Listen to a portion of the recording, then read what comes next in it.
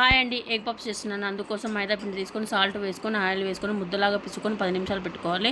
అంతలోపల eggs ఉడకబెట్టుకోవాలి. ఇలా కలిపి పెట్టుకున్న పిండిని తీసుకొని చపాతీ ముద్దలాగా ఒత్తుకొని మొత్తం స్క్వేర్ షేప్లో ఒత్తుకోవాలి.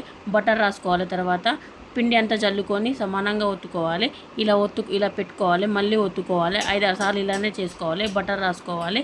ఇలా చేసుకున్న తర్వాత కర్రీ కోసము ప్యాన్ పెట్టుకోవాలి. ప్యాన్ వేడయ్యాక ఆయిల్ పోసుకోవాలి. జీలకర్ర, పచ్చిమిర్చి, ఆనియన్స్, అల్లం పేస్టు, కరివేపాకు, కొత్తిమీర, పసుపు, కారం వేసి కర్రీ రెడీ చేసుకోవాలి. తర్వాత ఫ్రిడ్జ్లో నుంచి తీసిన తర్వాత 2 భాగాలుగా చేసుకొని స్క్వేర్ షేప్లో ఒత్తుకోవాలి. స్క్వేర్ షేప్లో ఒత్తుకున్న తర్వాత రెడీ చేసుకున్న కర్రీని పెట్టుకొని కట్ చేసి పెట్టుకున్న ఎగ్స్ని పెట్టుకోవాలి.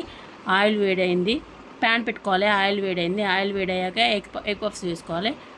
ఇలా చేయండి, చాలా బాగుంటుంది. నచ్చితే లైక్ చేయండి, షేర్ చేయండి, సబ్స్క్రైబ్ చేసుకోండి. Bye friends.